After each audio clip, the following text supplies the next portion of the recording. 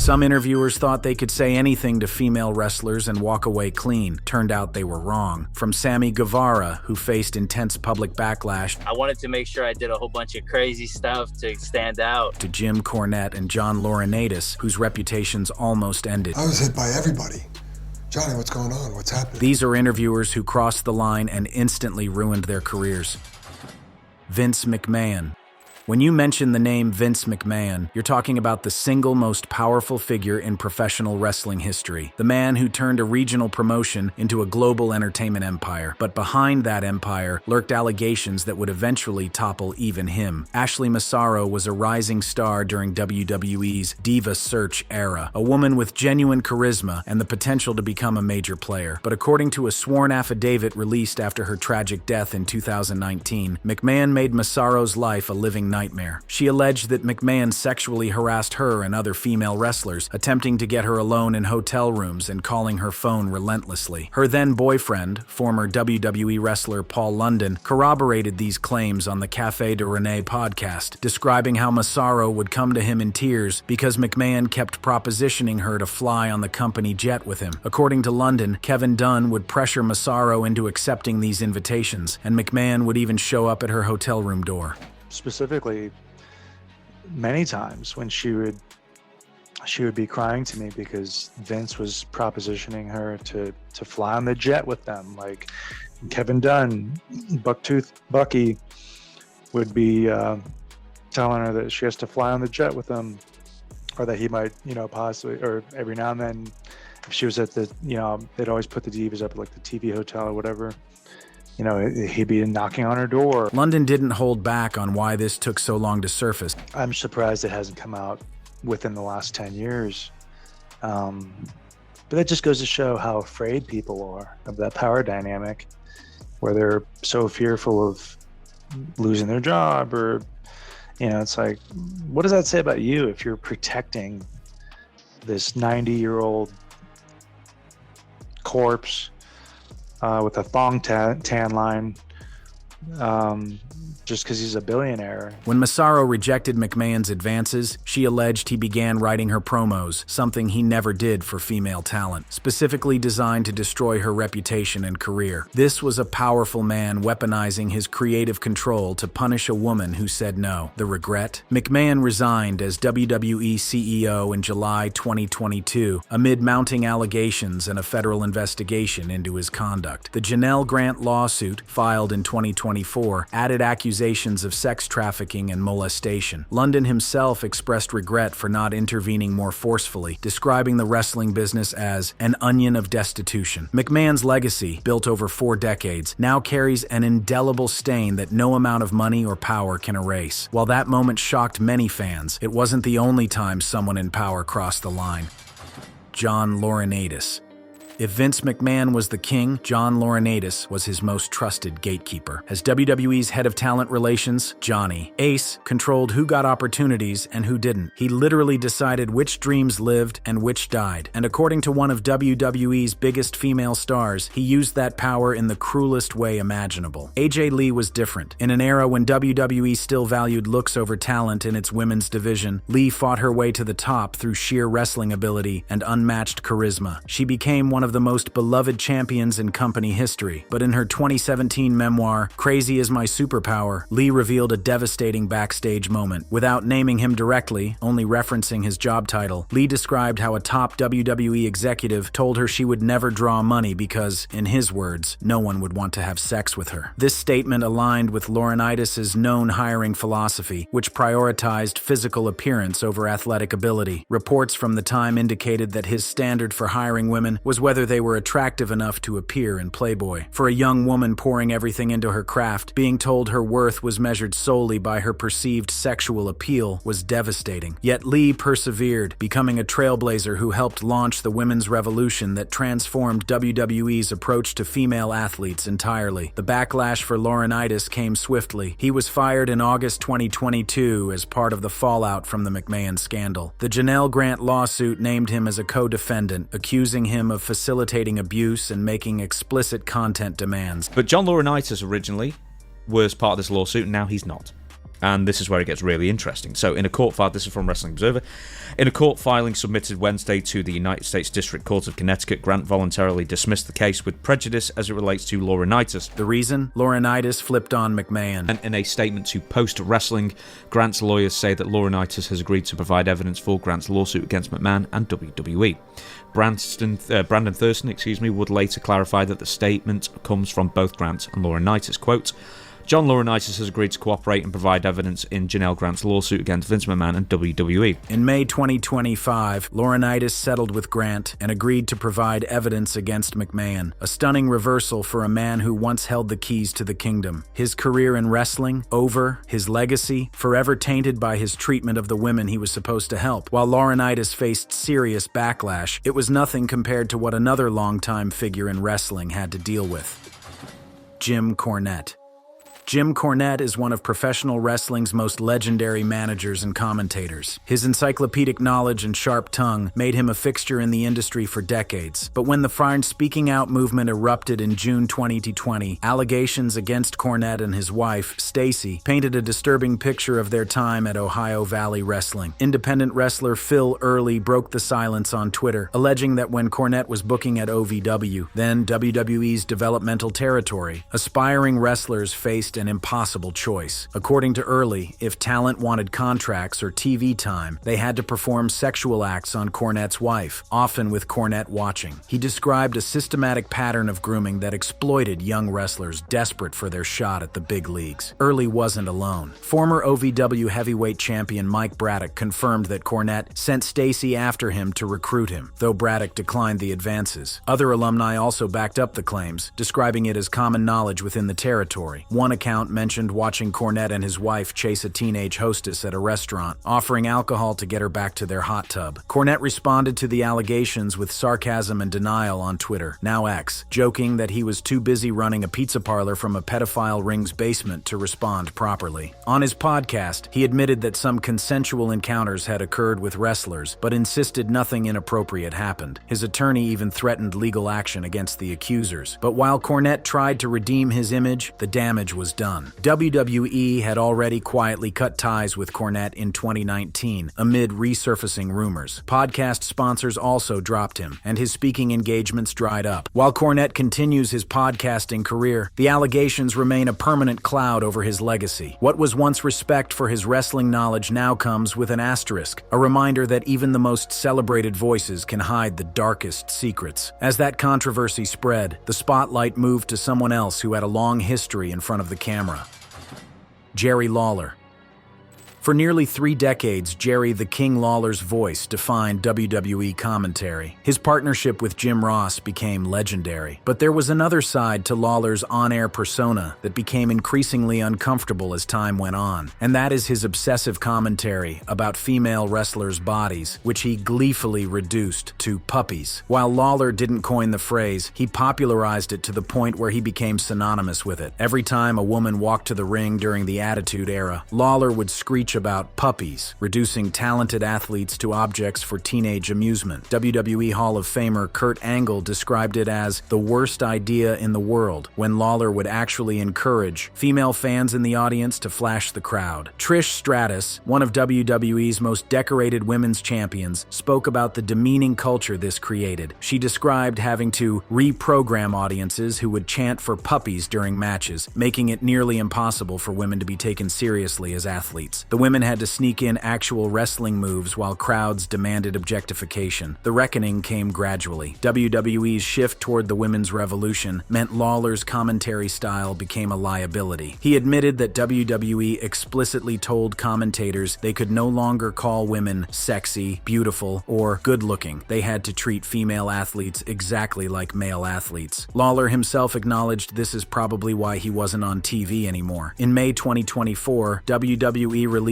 Lawler from his broadcast contract, and while he maintained a Legends deal, his days behind the commentary desk were over. The culture he helped create, one that treated women as accessories rather than athletes, had been dismantled by the very women he once objectified. The generation he demeaned became the generation that made his approach obsolete. And even after that situation exploded online, another incident from recent years added more fuel to the fire. Sammy Guevara. Sometimes the consequences of harassment aren't delayed by decades. Sometimes they arrive like a lightning bolt. That's exactly what happened to AEW rising star Sammy Guevara in June 2020 when a 4-year-old podcast clip resurfaced at the worst possible moment. During a 2016 appearance on the Raw's 4th Hour podcast, Guevara was discussing his experience at a WWE tryout when he made a stomach-churning comment about Sasha Banks. Without any provocation, Guevara said he wanted to Banks when he saw her. At that moment, the host didn't react, and no one called him out. However, 4 years later, in the midst of the Sarkern speaking out movement, that clip went viral. AEW's response was immediate and decisive. They suspended Guevara without pay, required him to undergo extensive sensitivity training, and donated his entire salary during the suspension to the Women's Center of Jacksonville. The company also released a statement strongly condemning his words. Guevara later posted an apology on Twitter, then released a video taking full responsibility. Man, it was nuts, you know.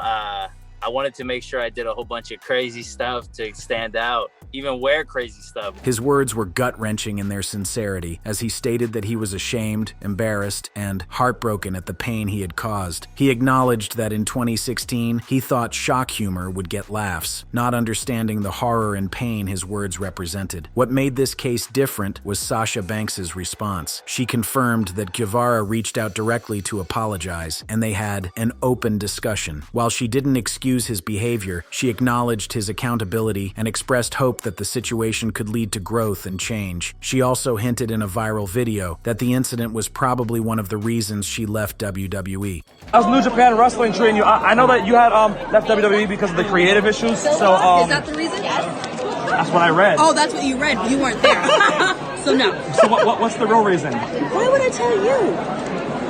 Why would I just tell you? After 30 days, Guevara returned to AEW television, having completed the sensitivity training curriculum. AEW President Tony Khan noted it wasn't guaranteed Guevara would return, since he had to earn that opportunity. The Women's Center of Jacksonville also released a statement praising how the terrible situation had turned into a positive one through donations and awareness. This was instant regret made manifest. A stupid comment from a 22-year-old nearly destroyed a career he'd spent years building, but this wasn't a new problem. Long before social media, similar moments left audiences uncomfortable, just like this next one. David Crockett. The name Crockett is royalty in wrestling. Jim Crockett Promotions built the NWA into a powerhouse before eventually selling to Ted Turner. And David Crockett, as one of NWA's iconic interviewers, became the voice of Southern wrestling during its golden age. But according to accounts from that era, Crockett's on-air persona masked troubling behavior behind the scenes. During live segments in the 1970s and 1980s, Crockett allegedly made sexist remarks about female talent and valets, pressuring women for personal questions that had nothing to do with storylines. One 1985 incident allegedly involved a female wrestler after a segment concluded. These weren't isolated moments of poor judgment. They reflected an industry culture in which interviewers believed their microphones gave them license to behave as they wished. Female talent had little recourse. Complaining meant risking your spot, and staying silent meant enduring the behavior. Post-retirement, Crockett himself acknowledged regret for what he called his Southern gentleman gone wrong persona. In a 1990s book, he blamed the era's norms for his behavior, the classic excuse of different times. A vague apology later appeared in a 2000 wrestling newsletter, but by then, the Crockett name, once synonymous with wrestling excellence, now carries whispers of misconduct. And while he was never formally fired or charged, history has recorded the allegations alongside his accomplishments. This is perhaps the cruelest form of justice, a legacy tarnished, a reputation complicated, and the knowledge that time will remember both the contributions and the transgressions. As fans looked back at older broadcasts, more questionable behavior and cases began to come to light. Gordon Solie. They called him the Dean of Wrestling Broadcasters. Gordon Solie's voice defined professional wrestling for generations. His gravitas, his vocabulary, his ability to make everything feel consequential. There was no one quite like him. But allegations from that era suggest that behind the legendary voice lurked troubling behavior. According to former wrestlers like Vendi Richter, Solie allegedly made unwanted advances toward female talent during AWA hotel interviews for TV spots. The setup was sinister in its simplicity. Private meetings framed as professional obligations, where Solie allegedly pressured women for dates, using airtime as leverage. Richter, who would go on to become one of wrestling's biggest stars of the 1980s, detailed these encounters in her 2017 memoir. She described a pattern where access to promotional opportunities was implicitly tied to accepting Solie's advances. This was the interview process weaponized, a legitimate professional interaction corrupted into a tool of coercion. Solie passed away in 2000, meaning he never faced the kind of public reckoning that came for other figures in the trust and speaking out era. But in 2010, his family issued a statement expressing deep regret as the Me Too parallels began emerging across industries. This posthumous acknowledgement represented an attempt to address what Richter called an industry open secret. The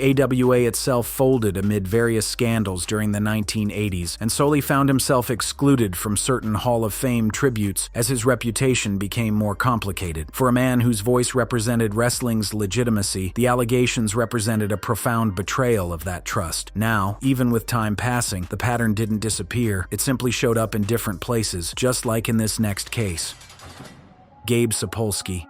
In the world of independent wrestling, few names carried more weight than Gabe Sapolsky. As the creative mind behind Ring of Honor's rise and the founder of Evolve, Sapolsky was a kingmaker. He decided who got seen, who got opportunities, and who advanced toward the big leagues. When the Nairn Speaking Out movement arrived in 2020, allegations against Sapolsky emerged that painted a troubling picture of how he wielded that power. Multiple female wrestlers alleged harassment during booking interviews, describing unwanted advances, pressure for sexual favors in exchange for pushes, and comments that crossed into predatory territory. The allegations described a pattern where professional meetings became opportunities for inappropriate behavior. For young wrestlers hoping to catch WWE's attention through Evolve, saying no to Sapolsky meant potentially saying goodbye to their dreams. This was the worst kind of leverage, using someone's aspirations against them. The backlash was swift. In the aftermath of the 2020 allegations, Sapolsky stepped away from promotional roles entirely. Evolve itself essentially folded as the wrestling world reassessed its relationship with the promotion. In 2021, Sapolsky issued a Twitter apology expressing regret for any discomfort caused and claiming he was pursuing therapy. The apology was notable for its vagueness, particularly because he did not admit to any specific behaviors. But regardless of the words chosen, the practical effect was clear. Sapolsky was finished in wrestling. No major promotion would touch him. No developmental territory would hire him. The man who once decided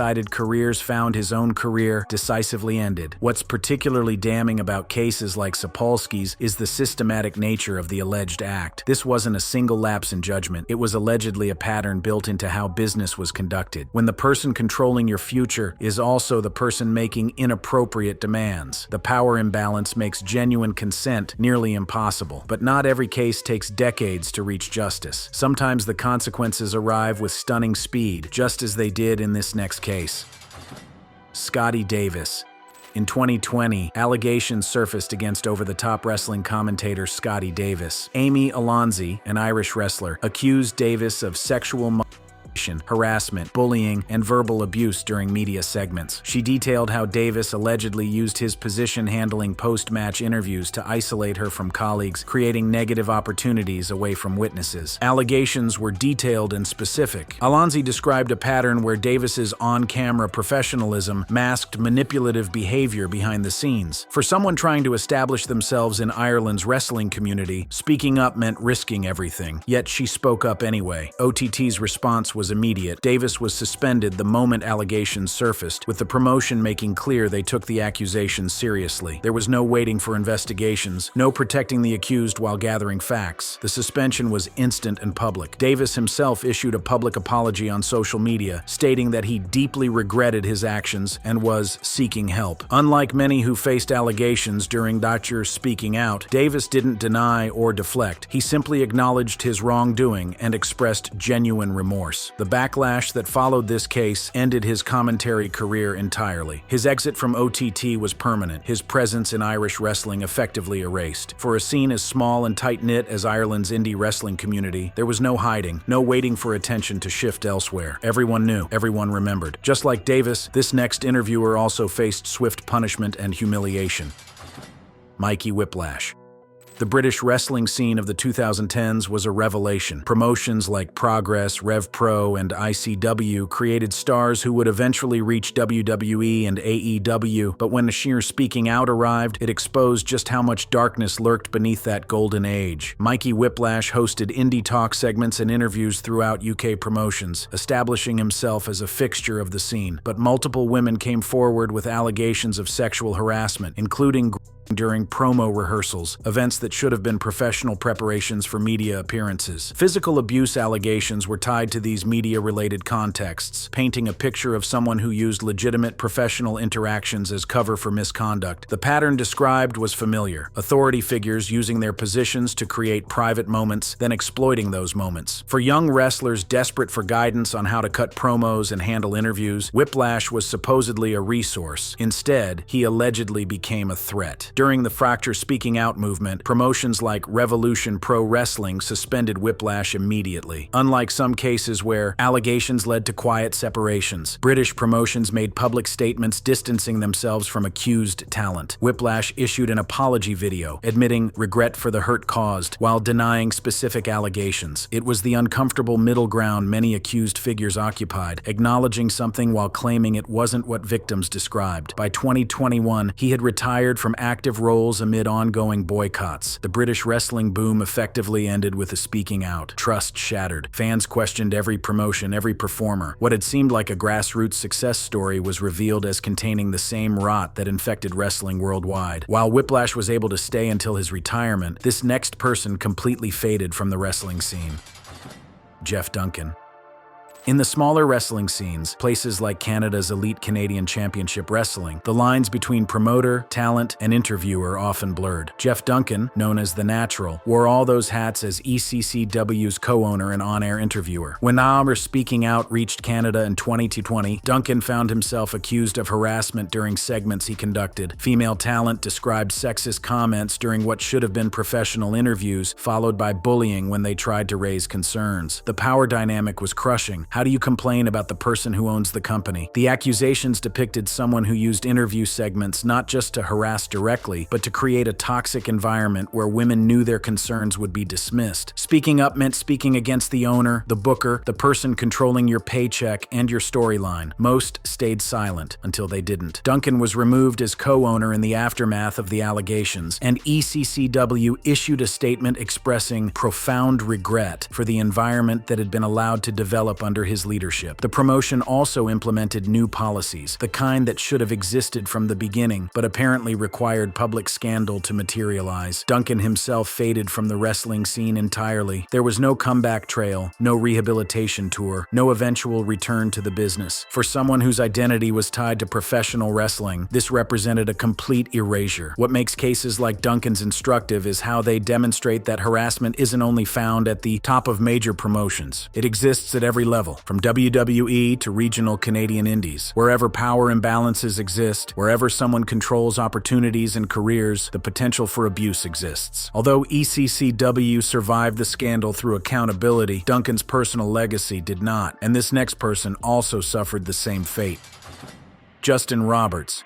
He was the voice you heard 1,000 times. Ladies and gentlemen, Justin Roberts, WWE's ring announcer for over a decade, conducted countless backstage interviews alongside his announcing duties. His voice was synonymous with wrestling's biggest moments. Then Nakarna Speaking Out revealed a different story entirely. Roberts was accused of soliciting a minor for sex, sending unsolicited, explicit photos, and engaging in predatory behavior targeting young female fans and aspiring wrestlers through social media. The allegations painted a picture of someone using his on-air persona and industry access to contact vulnerable people who might be starstruck by his position. Unlike many others accused during Speaking Out, Roberts was not immediately suspended by AEW, where he was working at the time. The company's response was notably slower than in other cases, leading to public criticism. However, the backlash from fans was immediate and sustained. Roberts denied the claims without issuing a formal public apology. Independent reports suggested he privately expressed regret for poor judgment in personal messages, but no official statement acknowledging wrongdoing ever materialized. This silence became its own kind of statement, one that failed to satisfy those demanding accountability. But while Roberts didn't fully admit to committing the accused crimes, the practical consequences were clear regardless. His visibility decreased significantly, and AEW distanced itself from him amid the ongoing controversy. What had been a prominent announcing position became something far less visible. Unlike Roberts, who committed the disrespectful act, this next interviewer was a victim in her case.